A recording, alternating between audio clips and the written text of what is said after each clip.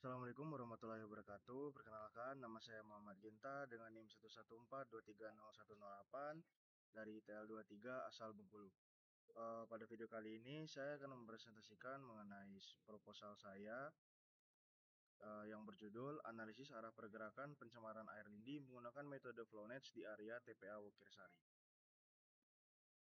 Untuk latar belakangnya sendiri, TPA merupakan bagian penting dalam pengelolaan sampah, namun dapat menjadi sumber pencemaran lingkungan jika tidak dikelola dengan baik. Salah satu masalah utama adalah terbentuknya air lindi, yaitu cairan hasil dekomposisi sampah yang mengandung bahan organik, logam berat, amonia, dan senyawa berbahaya lainnya. Jika lapisan dasar landfill tidak kedap atau pengelolaan lindi kurang optimal, air lindi dapat meresap ke tanah dan mencemari air tanah maupun badan air permukaan. Akuifer dangkal yang digunakan masyarakat untuk kebutuhan sehari-hari menjadi bagian yang paling rentan. Pencemaran lindi dapat menurunkan kualitas air, meningkatkan risiko penyakit, dan mengancam keberlanjutan sumber air bersih. Karena itu, penting dilakukan penelitian mengenai arah pergerakan dan potensi sebaran air lindi. Metode Flownet merupakan salah satu teknik yang untuk menganalisis pola aliran bawah permukaan berdasarkan data hidrogeologi seperti permeabilitas tanah, kontur muka air tanah, dan struktur geologi. Metode ini dapat memvisualisasikan jalur aliran air tanah dan memprediksi arah migrasi kontaminan, sehingga membantu mengidentifikasi zona berisiko tinggi. Penelitian ini bertujuan untuk menganalisis arah pergerakan pencemaran air lindi di TPA Wukirsari menggunakan metode Flownet. Hasilnya diharapkan memberikan pemahaman mengenai dinamika aliran bawah permukaan dan potensi penyebaran pencemar, serta menjadi dasar bagi pemerintah daerah atau pengelola TPA dalam merencanakan strategi pengendalian pencemaran, perbaikan infrastruktur landfill, dan perlindungan kualitas air tanah masyarakat sekitar. Untuk rumusan masalahnya sendiri ada 4, yaitu bagaimana kondisi hidrogeologi di sekitar area TPA Wukirsari yang mempengaruhi aliran air tanah. Lalu bagaimana pola dan arah aliran bawah permukaan yang terbentuk berdasarkan analisis kontur muka air tanah. Lalu ke arah mana potensi pergerakan dan sebaran pencemaran air lindi dari TPA Wukirsari berdasarkan hasil analisis menggunakan metode Flownet. Lalu zona mana saja yang berpotensi terdampak akibat migrasi pencemar air lindi dari area TPA. Lalu tujuannya sendiri itu menjawab dari rumusan masalah yang tadi, yaitu menganalisis kondisi hidrogeologi di sekitar TPA Wukirsari sebagai dasar identifikasi aliran bawah permukaan. Lalu membangun model Flownet berdasarkan data kontur muka air tanah untuk mengetahui pola aliran dan arah aliran air tanah. Lalu mengidentifikasi arah pergerakan pencemaran air lindi dari TPA Wukirsari menggunakan metode Flownet. Lalu menentukan area yang berpotensi menerima dampak pencemaran lindi sehingga dapat digunakan sebagai dasar rekomendasi pengendalian pencemaran. Untuk batasan masalah sendiri, penelitian ini hanya berfokus pada analisis arah aliran dan potensi pergerakan pencemaran air lindi. Penelitian ini tidak membahas secara rinci proses reaksi kimia atau degradasi kontaminan di bawah permukaan. Metode yang digunakan terbatas pada analisis Flownet sehingga pemodelan lanjutan berbasis numerik seperti mode flow atau MT3DMS tidak dilakukan. Lalu data hidrogeologi yang dianalisis meliputi permeabilitas tanah, elevasi muka air tanah, dan karakteristik geologi lokal, sesuai dengan ketersediaan data lapangan.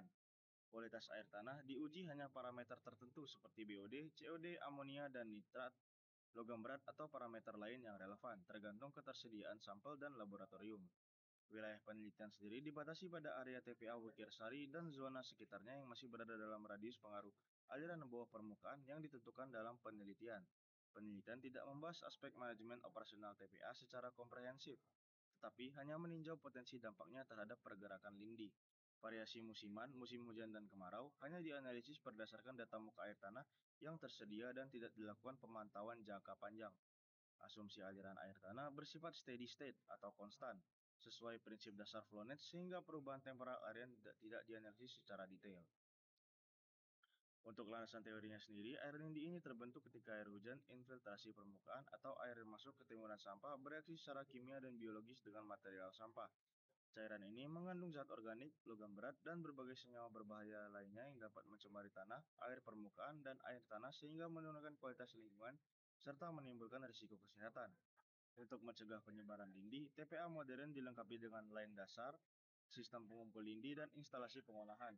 Namun, masalah seperti penyumbatan pada sistem pengumpulan sering terjadi sehingga karakteristik hidrogeologi dan hidrolik TPA menjadi sangat penting untuk dipahami.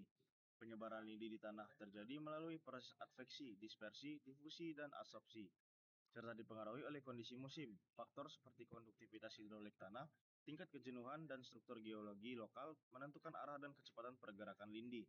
Perubahan pada lapisan pembatas, misalnya penyumbatan geotekstil dapat mengubah jalur aliran. Metode Flownet merupakan pendekatan grafis dua dimensi untuk menganalisis aliran air dalam media berpori pada kondisi steady state atau konstan, dengan memetakan garis ekuipotensial dan garis aliran. Flownet dapat digunakan untuk memperkirakan arah aliran lindi di sekitar TPA berdasarkan kondisi batas seperti linear, tutup tanah, dan potensi keluarnya aliran. Meskipun metode numerik kini banyak digunakan, Flownet tetap memberikan intuisi penting untuk memahami pola dasar aliran bawah permukaan. Untuk parameternya sendiri itu ada parameter geometri dan fisik lokasi.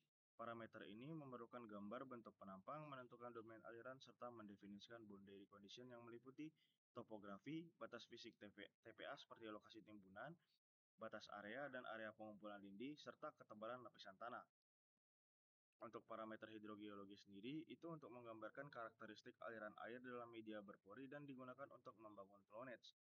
Parameter yang digunakan itu konduktivitas hidrolik, porositas, jenis tanah, dan gradien hidrolik. Untuk parameter hidrologi, parameter ini berkaitan dengan proses pembentukan air lindi dan pengisian air ke dalam sistem. Parameter yang dihitung sendiri itu curah hujan, infiltrasi, dan evapotranspirasi. Untuk metode pengumpulan data itu ada dua, data primer dan data sekunder. Data primer sendiri bisa didapatkan melalui survei lapangan, pengukuran topografi dan geometri penampang, pengukuran tinggi muka air tanah atau TMAT, pengambilan sampel tanah, lalu uji laboratorium sampel tanah. Untuk data sekunder itu bisa menggunakan data curah hujan dan hidrologi yang diperoleh dari BMKG, Dinas Lingkungan Hidup, atau stasiun klimatologi. Lalu ada peta geologi dan hidrogeologi yang diperoleh dari Pusat Vulkanologi dan Mitigasi Bencana Geologi. Lalu ada data DEM atau Digital Elevation Model yang digunakan jika pengukuran lapangan tidak mencakup seluruh area. Lalu yang terakhir adalah teknik dokumentasi selama pengumpulan data. Dilakukan dokumentasi berupa foto lapangan, video alur lindi, dan kondisi geografis, pencatatan GPS track, dan catatan lapangan. Sekian dari saya. Assalamualaikum warahmatullahi wabarakatuh.